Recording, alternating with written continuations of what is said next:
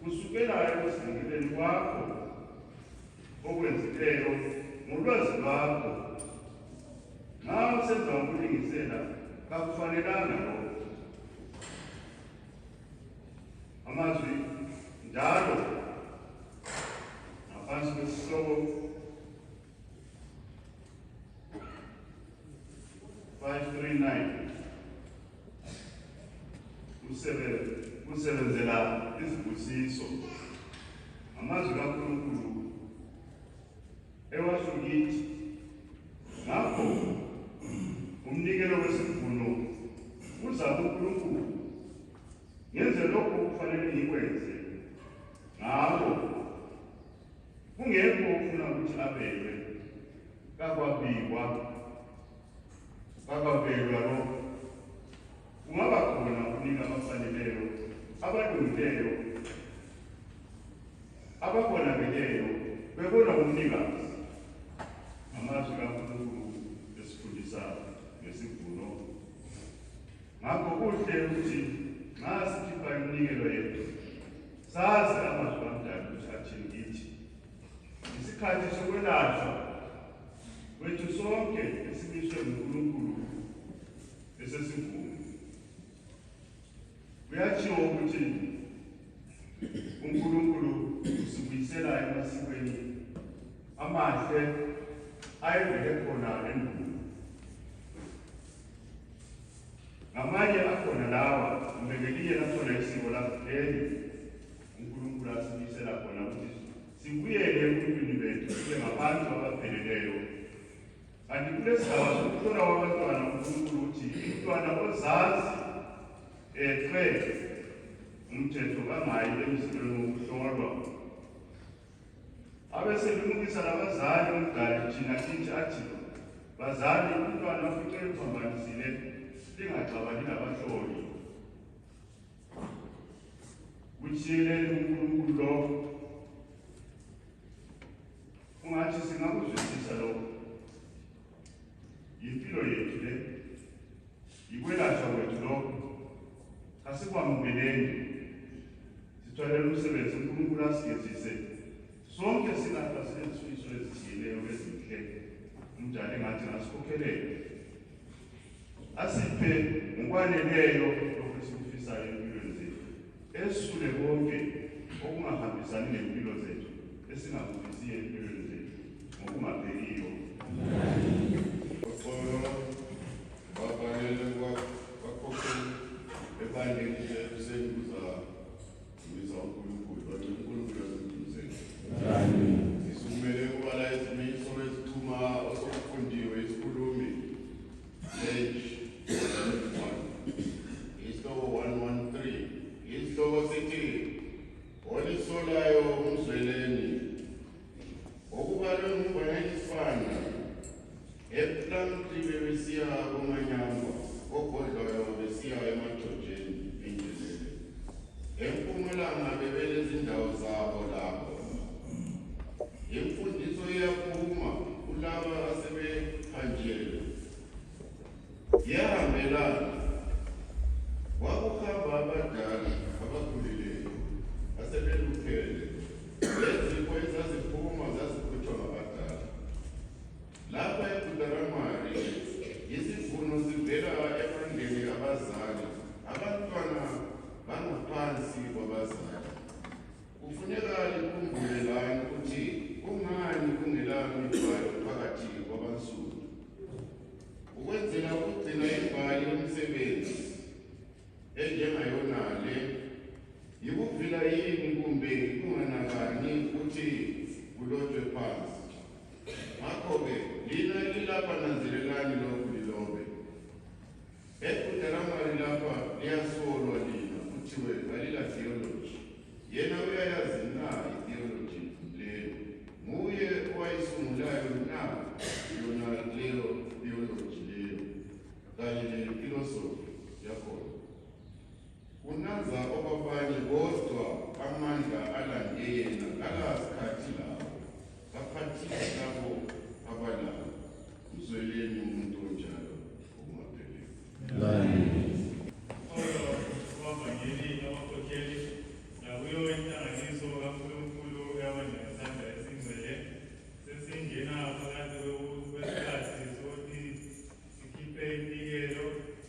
sicela amajaha nezintombi leziphathelo bezokwemukela iminikelo ilo ithuba esiphiwa nguNkulunkulu ukuthi silethe indumiso yethu kuye konke asenzele khona sisukela esivuneni esiphelileyo umnyaka ophelileyo sizofika namhlanje konke sikwenzele uNkulunkulu ukuthi ilo ithuba lokuthi simdumise umdali kanti siphinde sicele njalo konke esikufunayo kuye ukuthi asenzele khona empilweni siphiwe ithuba elihle nguye uNkulunkulu ukuthi indlebe yakhe iphambi komlomo wami iphambi komlomo wakho akudingi ukuthi uklabalale lanxa ukhulumela phakathi kokucelayo uNkulunkulu uyakuzwa yilo ithuba lokuthi silethe iminikelo yethu kuye uNkulunkulu cela izima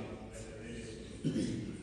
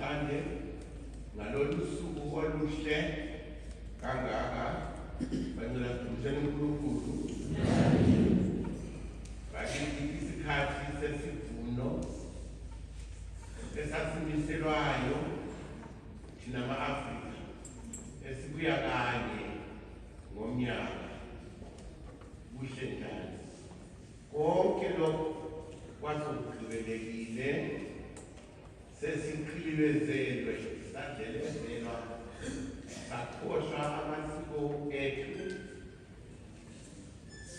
ayiwo okhokho ababephila ngawo bephila kuhle futhi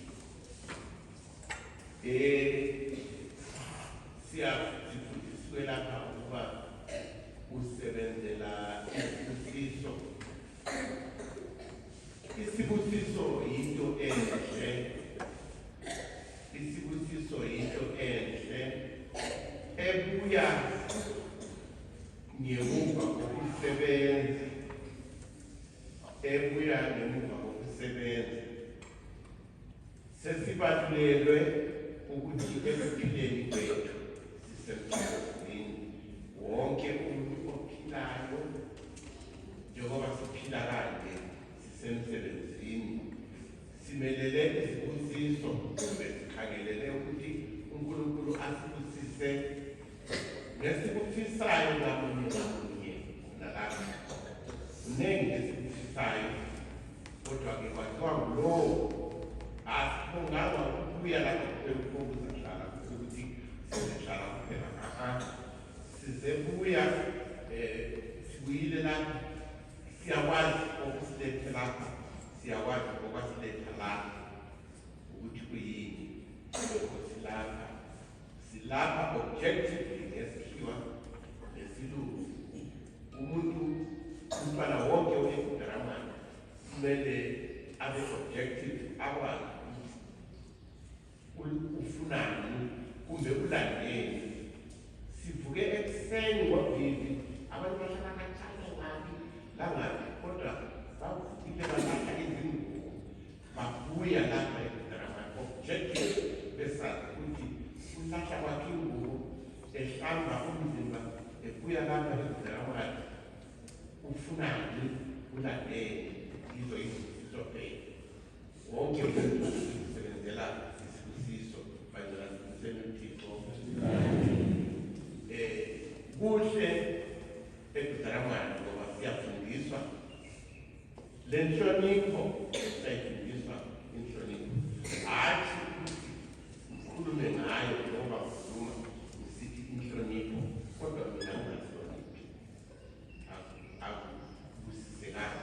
Kumele ukuthi ngithi inhlonipho lami ngihloniphe, noma umntanami kumbe umzukulu omncane umhloniphe. KuseDramani lapho okubunjwa khona ubuntu bomuntu. Sifike lapha lesi isikhathi esikhulu esesivuno, sifike lapha savuno sasingavuni amabhawu. Yithi abanye esasivala amabhawu, nxa ibhawu ingabhalwanga sasingavuni. Kwakungavuni, kodwa okuhle sesibona lapha eDramani, sesivuniwe siba lapha imfundiso ezinde. Ziyakuvuna, ziyakufundisa, ziyakuthoba. Lezifundo zakhona zithobekile, ziyakuthoba. Ube muhle, uthobeke, uhloniphe, ulandele izimiso ukuze uphile kuhle, semukeliswe izibusiso njengoba lapha sisebenzela izibusiso yonke indawo lapha esikhona. Iba nemfundo leli okumangalisayo elesibusiso.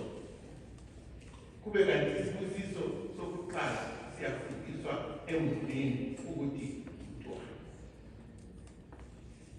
Isibusiso sokuqala emulini siyafundiswa eDramani ukuthi uthola.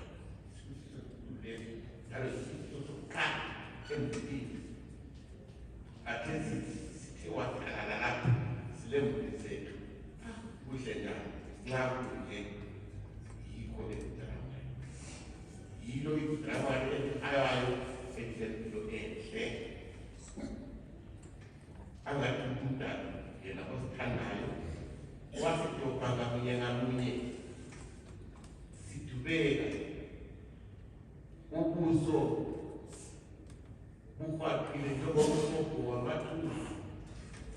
Namhla sesinwabazela, sasingazibukeli ezibukweni, khathesi ngingayezibukweni zohlala khona. uNkulunkulu angizile le mvula yami siseDramani ngibe ngisiyezibukweni.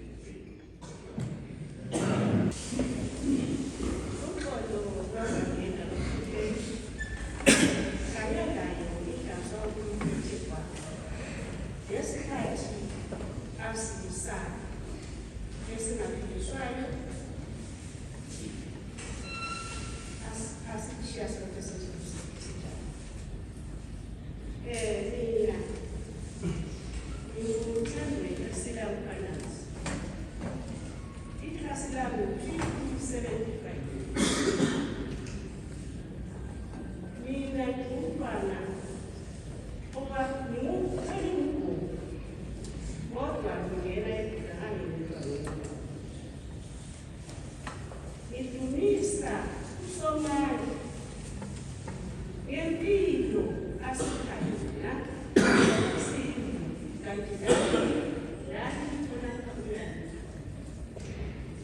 kanye lesikuzuzayo umdala. Sihlobo zami mina ngingena lapha eBudaramali. Impilo yami yayingekho. Ngangisiba ukubona ukuphila. Eceleni kwesisula. Base kudechatha eliluhlaza. Ngifuthelwa ngasenelisi lokuhlala phansi. Uthi le maleni kona nomkhulu. Emaleni kona lapho ngokufanayo. Impilo ngeke. Kungelalutho olwaluhamba kuhle. Ngifune ukudla yokuthi abadala babethi kuqalele sesibhedlela abazali. Bafike betshele nje ezingazwakali ukuthi umntwana siyamupha imfanelo zokwelapha. Kodwa hatshi akuqali. Kwakungemnandi abazali behlala behlukuzekile. Ngani? Ngenxa yohlelo lukaNkulunkulu nolwazi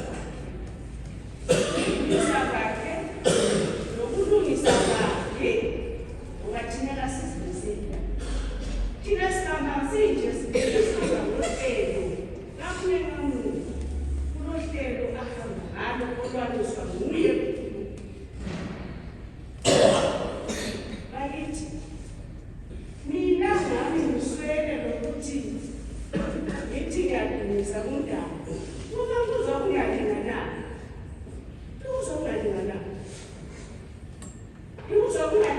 ngibona kumncane kakhulu. Kodwa ngenxa yokuthi wanisoba kanjani.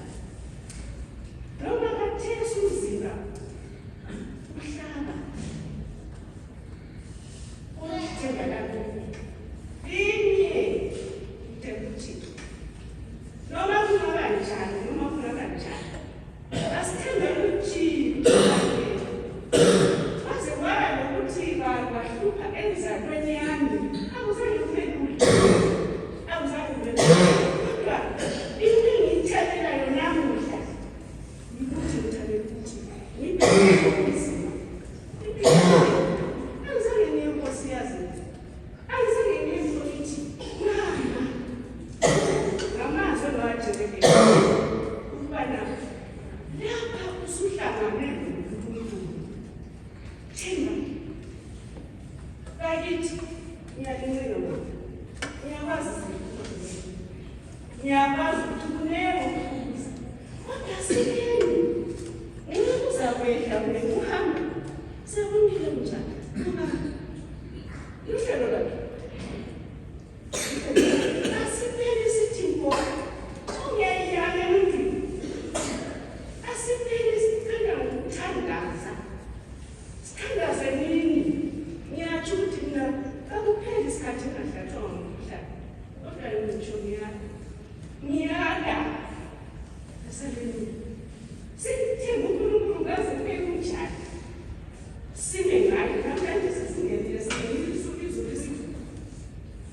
Asimeni khulisa ukholo lwakho. Khulisa ukholo lwakho umvunji. Sivune uNkulunkulu singakhaleli emuva kukhangele. Kuyikuthi ukhangele ukuthi lapho ngivela ngihamba amabanga njani. Lapho sengibona. Hawu sengihambile. Yikho-ke kumele sikukhumbule ngaleyo ndlela. Kuyingane empilweni zethu eyakho yakho. Sikhangele phambili. Lumsebenzi asomsebenzi wamanga. Umsebenzi eqiniso uNkulunkulu wayengeke ehle ukuthi kube kukhulunywa amanga. Hathi asimeni sikhona ngokungapheli.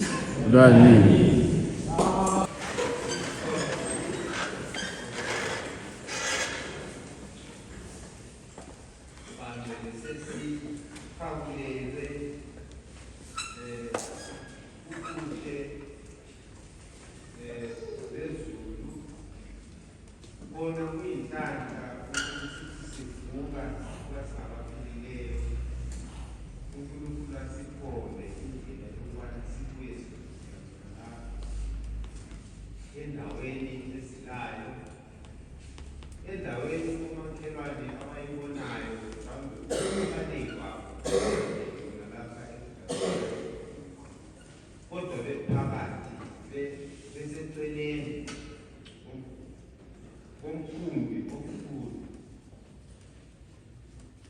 osebenzileyo njengoba siyofaka ubangula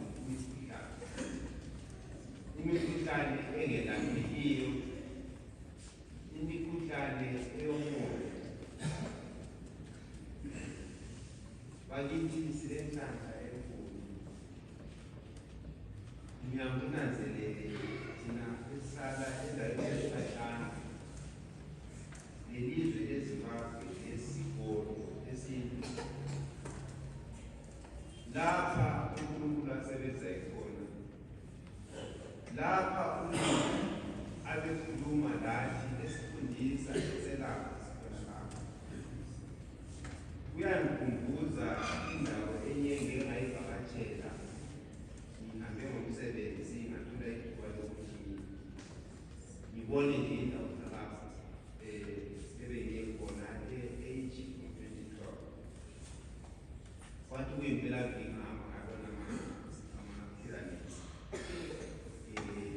Amatoka isasebenzele kulenza okwayi-Coptic, ama-Coptic churches.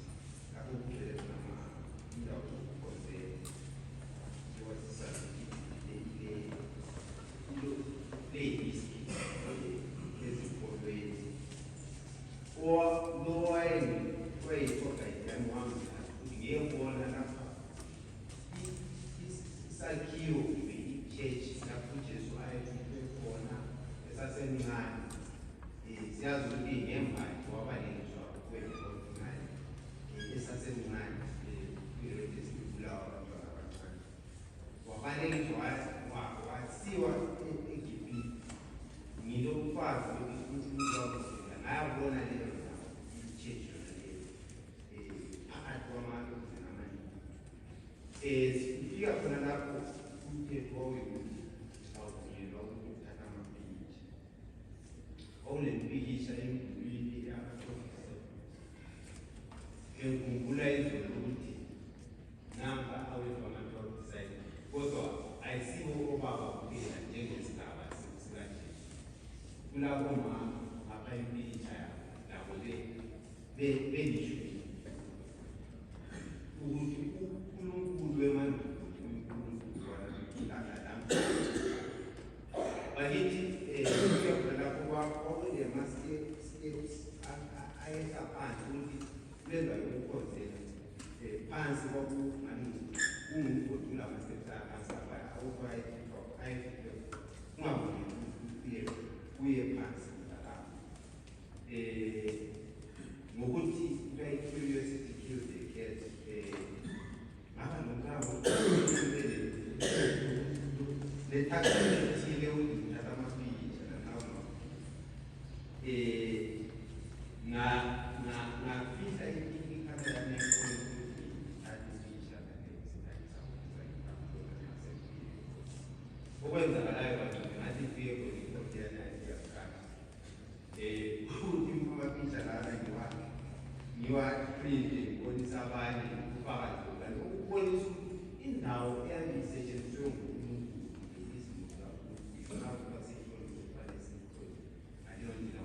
amandla ayasebenza. Ngikhulumela ukuthi bakithi bazabe sebebuya abanye bemanga. Isendaweni lapha uNkulunkulu asebenzela khona. Isendaweni lapha elethu lapho nje yebo laba yibo abalandeli abathwala umsebenzi. Abo bakithi intaba ibona ngabantu. Ngakho asinanzeleleni ukuthi siphethe. Uma siphakama lapha sidumise uNkulunkulu. Singaphakami lapha sithela umoya ongasiwo enhlanganisweni emhlabeni kakhulu. Ngoba esikuphetheyo kudingwa umhlaba, uzadingwa umhlaba. Bonakala isidabo bazabe sebedingwa ngababuya bevela emandleni. Kodwa thina esikuphetheyo manje sasingokwethu sithini ngakho? Siyananzelela yini ukuthi siphetheni? Lami ngizifaka phakathi. Bakithi isikhathi sesivuno esidinga ukuthi sijulise ingqondo. Sidumise njengoba sidumisa lapha impilo. isifundisa ukuthi noma sekunjani kufanele sithembe kayisiyo into elula uma usuhlangane nomuntu uthembela uNkulunkulu uyacabanga ukuthi ngikamfisele usohlakile kodwa okusalayo uNkulunkulu uyasithatha khona abantu sicabanga ukuthi sokuyiphelele kuyadlula awuhlele angizeli ngakho kasiphileni ngalelo themba sihloniphe umsebenzi onayo sibe nesibindi kuwo kodwa ungabi yisibindi kuphela ube yisibindi esihloniphe wangengatsho umiyona osokusele kuphela yisibindi inhlonipho ayisekho nxa kungasela nhlonipho yikho kwenza ukuthi sidelele umsebenzi futhi umsebenzi onayo ujulile kodwa siboni yiyo ngozi yakho kasiboni ngamele uNkulunkulu afundisa ngesomo kodwa usifundisile ukuthi landelanyeni lonke senzele ukuthi ubukhosi besu buhlale phakathi kwethu ngoba kasivulelanga ukuthi sibone ngomoya akusininga asikholweni khona lokho esiyabe sikufundiswa nguNkulunkulu ukuze siphathe ngendlela siphakathi kwesivuno kwakithi sikhipha umnikelo yikudumisa uNkulunkulu kufundiwe ngokubhadelela ukuthi ngizathina ngamazwi ngalawo kuthiwa ngakho umnikelo wesivuno uza kuNkulunkulu ngenza lokho kufanele ngikwenze ngawo kungekho ofuna ukuveza umuda wokugcina ukuthi ngiyakwazi ukuba udali wehlela endlini elemu nguNkulunkulu okhulumayo ngiyakwazi ukuthi wehlela endlini elemu ngakho-ke konke lokhu yizinto ezibalwayo ukuthi zisentabeni izipho zonke zivela lapho bakulowo mnikelo uNkulunkulu uthi ezintabeni ngezipho lezi nxa esenza intando yakhe ngalabo abakulowo mnikelo abantwana bentabeni mina ngingubani ongakuphikisa khona lokho ngoba kwami ngifuna ukuthi ngigeze ugezelwa usendo lwakithi sigezelwa usendo lwakithi ngokuthi sifane usebenzise izinto lezi singazikhathazi ngokuthi ziyahamba angani uNkulunkulu angagcina emandleni siwagobhoze siwahloniphe solo wavakeli abakhokheli la inhlanganiso ezekusele phakathi komhlangano omkhulu wesivuno sasemfundiseni uNkulunkulu. Ngasibuyele emuva ngomhla ka-22 July 1961 kwaqaliswa amasiko amasha eMpophoma South. Waye bathengile lapha esuka khona abathe ukuthi sesiyaqalisa amasiko amasha ninelithembe isivuno esakudala izabe lisidla kuyaphela kodwa-ke amasiko amasha ayaletha udali wayebatshela ngaleso sikhathi ngakhumbula kwamphofuvelo wafika kwalungiswa indawo ecetwa wangenwa inkonzo yakuqala ngomgqibelo bese-8 emini ababekhona babebalufana imbali yakhe lambili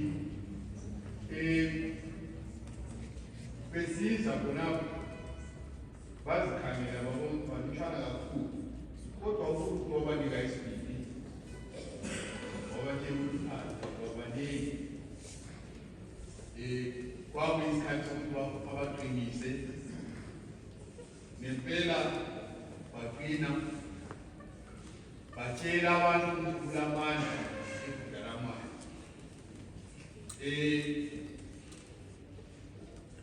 abantu benza kancane kancane abaye babesiza bangasila babuyele emuva kodwa ngenxa yokuthi uNkulunkulu wayesazi injongo yakhe namhlanje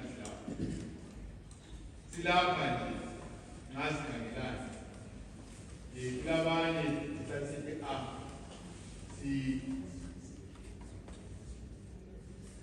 bazahlala kodwa-ke ukuhlela kwakho uNkulunkulu asikwazi ukuhlela kwakho ngaze sikhangela sikwele ngabasika imihloliso kaNkulunkulu kayipheli ihlala ikhona kodwa wena ozaziyo ukuthi uNkulunkulu uphakathi kwakho mana ngeqiniso sonke isikhathi ukhulumile okade phakathi kwaze kube zibakanganani mana phezu kweqiniso isikhathi sonke uNkulunkulu kadanisi uNkulunkulu kuba nawe zonke isikhathi kule ngoma ezikhona lapha ingoma mhlawumbe kwesinye isikhathi abancane betabela abalandeleli ukuqakatheka kwakho ngithanda ukuthi ngikhulume phezu yemnani bazali ehlanganisa abazali nabantwana uNkulunkulu thina ngiyalemukela ngiliphathi esandleni ngelusu wenu ningagabazi ngifuna abantu bonke nizobanika impilo lethani imithwalo yenu yini umdali kodwa ukuthi asihlabele ingoma bakithi ayishiye muntu phandle ngoba ibamba abazali nabantwana kambe nxa uNkulunkulu esivela ngaleyo munye namunye olapho uthini ngapho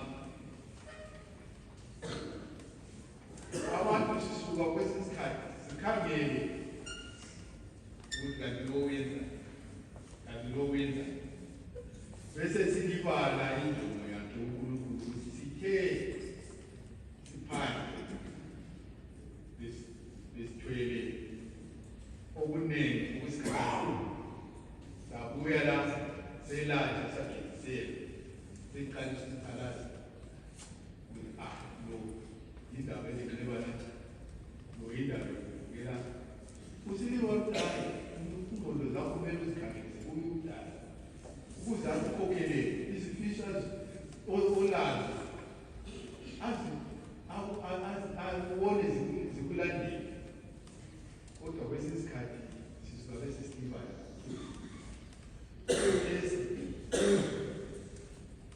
le ukuthi ziqhelishwe kwakubonakala ukuthi abantu baningi sekubaningi kungaba kuhle ukuthi bahlale okukhululekileyo kodwa uNkulunkulu ngaye besekuthula asibona abantu sebephuma abanye besiyale nawo uNkulunkulu ungathandabuzi ikhilo okukhululeyo lapha obefakazi ungathandabuzi mela iqiniso sonke isikhathi njengoba siphakathi kwesivuno zinenge izinto esizifisayo kodwa nxa sizifisa lezo zinto ngeminikelo yethu engabe igijiwe namhlanje sizaselusa sesiyofika ngesivuno esilandelayo nxa sifika leso sikhathi simele sidumise uNkulunkulu asenzele khona phakathi kwesikhathi sonke kanti-ke iminikelo le esingayo siyiselo sihlabele izinkuni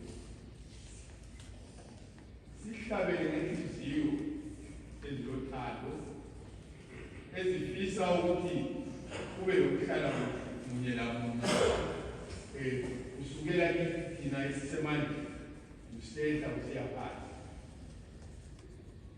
akupheleli kithi la asinanzeleleli ukuthi sinofuna uNkulunkulu nxa sifika lesikhathi ubaliwe mayelana neminikelo ekhitshwayo wena mntwana ungubaba ngumuntu omdala umzali kuyini ofisa kambe ungafisela omunye umuntu ukuthi awe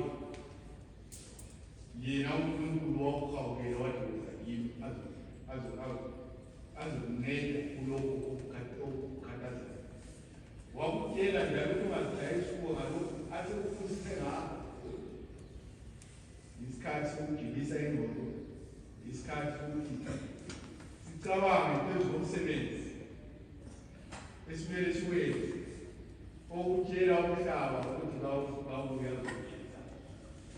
Sicelele ilizwe lethu. Nxa sikucelela lelizwe, asiceleni ngenhliziyo ezigcweleyo, ezilokuzalwane phakathi, hatshi ezokukhethana. Ukukhethana ngenxa yokuthi lokukhuluma ngesakibo, lokukhuluma ngesakibo, hatshi singabandlululayo. Ngakho ukuze sibe lapho singamaluba akhe ephilile. Singamaluba akhe kuyasinika isikhathi sokuthi esiluka bathi blozo. As we blozo, there's people who look at us. Abantu bayasikhangela, babone okuhle. Kodwa singathengisi ukuhle kanti ngaphakathi asibeni nabantu abaziyo, abahloniphekayo, abanenhlonipho ukuze uNkulunkulu asibonise. Khathesi bakithi ngikhulumile ukuthi ilanga eliqakathekileyo imoto eqakathekileyo kuseyisikhathi. Isikhathi sokuthi sihlangane ngalesi isikhathi sihlatshelwe izingoma ezabiswayo.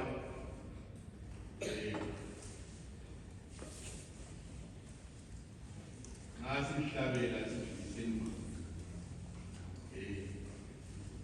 ukuze uNkulunkulu asizwele.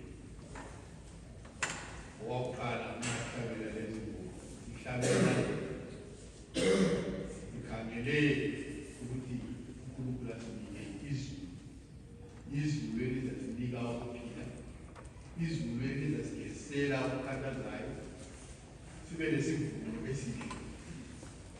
Isikhathi lesi esokuthi uNkulunkulu asivule ingqondo ezamukelayo sonke isikhathi ngokungapheliyo.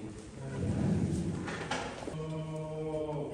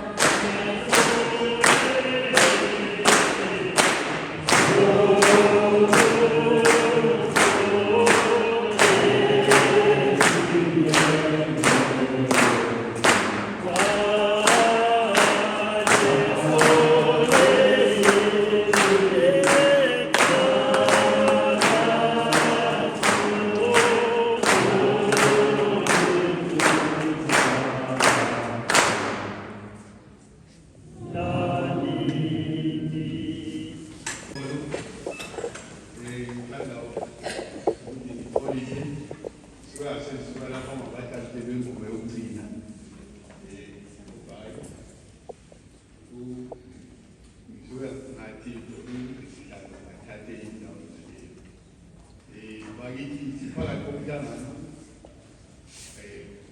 ngasiqalisa kanje kuyathatha inyanga yonke asibeni lakho ngalesi sikhathi imisebenzi miningi eyenziwayo kakhulu ukukhangelana nabantwana yonke leyo kanti siphela lapho-ke abazabuya phambili lapha ukuthi kubonakale impumelo yabo kanti-ke labazali bayakhuthazwa nxa abantwana bebili esomlando wethu ukuthi asazali abantwana asibeni lakho kwenzele ukuthi okwenzakalayo kwamiswa uNkulunkulu athi awuzawumisho ngumzali awuzawumisho ngabantwana kodwa-ke uNkulunkulu wawumisayo asikuthatheni ngaleyo nxa kukhona ukukhona ebantwaneni jikeleni uNkulunkulu uye ulawula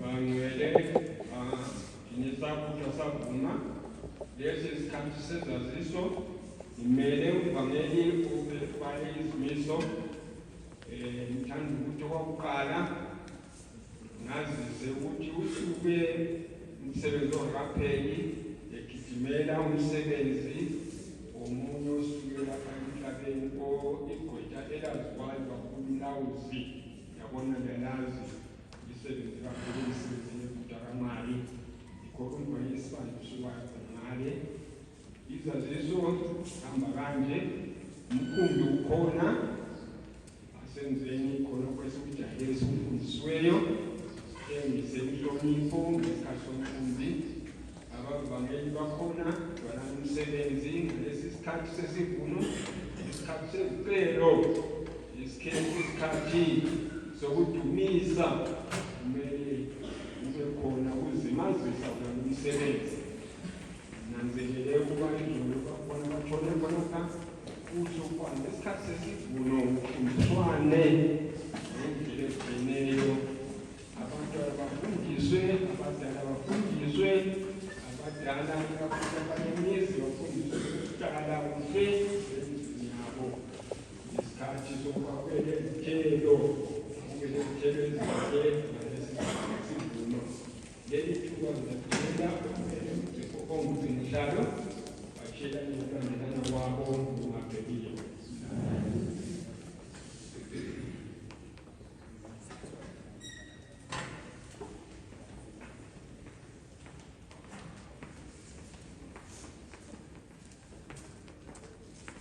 Ngingaxolisa ngaphambilini izaziso ziyaqhubeka siphakathi komhlangano wesivuno siwuqalise ngolwesihlanu dumisa uNkulunkulu ukusikhokhelela siphakathi komhlangano ngingenile esigabeni esizilayo ngale kuseni ukuthi sisenikelo sicele izulu kuye uNkulunkulu sicelela lokuthi umhlaba ube lokuthula ukuze abantwana labantu bakhe uNkulunkulu behlale kuhle emhlabeni.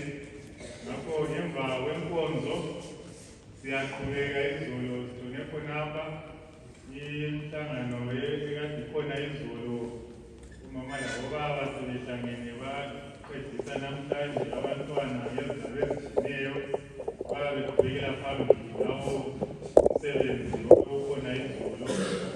Ngimisa uNkulunkulu ukuba lonyaka siphethe umsebenzi ephakemeyo kanti ngeviki ezayo iviki naleyo esiyiqalile ngolwesihlanu umhlangano ukhona esimuswe khona indunkulu ogodwayo 15, 16 and 17 ukuhamba nokuphenduka $10 asibalisela lapha egedini namhlanje bonke abaphumelela ukuya kogodwayo siyebhalisa egedini ukuze abasilungisela amahambelo bese belungisile.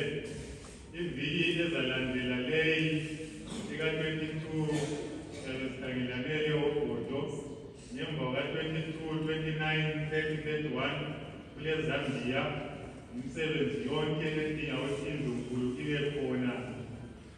Nxa indunkulu ingaba khona phakathi kwemihlangano enjengaleyi amabutho ayithakeleleyo ayakhudumala ezizweni ukujabula kakhulu kufana lomzali oyethekelele umntwana osebenzela kwenye indawo abahlala laye bajabule ukubona ukuthi kawukade awulemuli yangakini.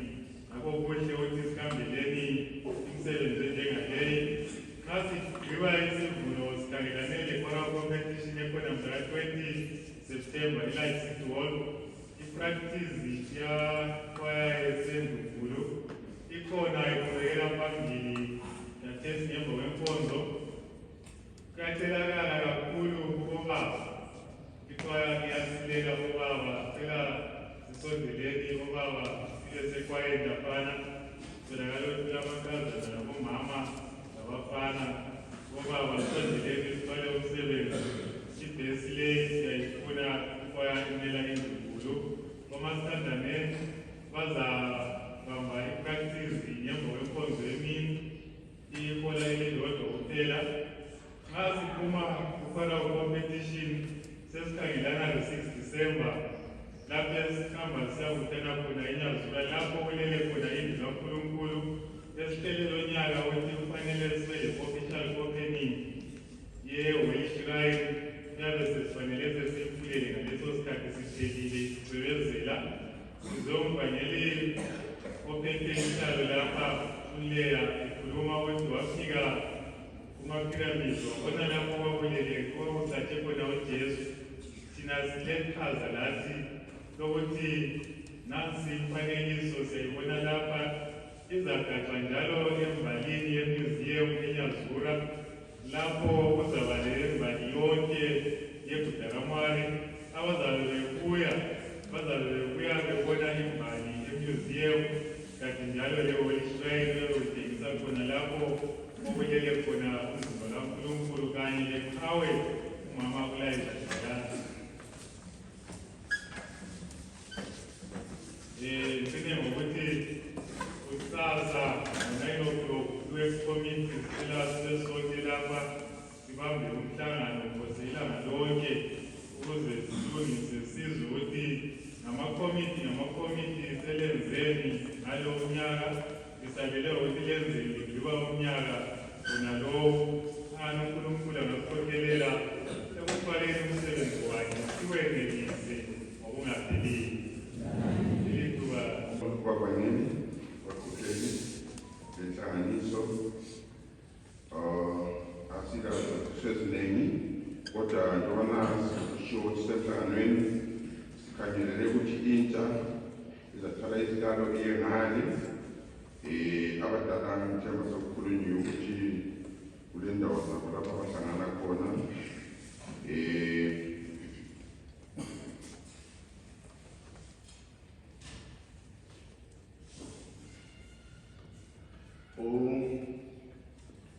uFlorence Moyo sithole khona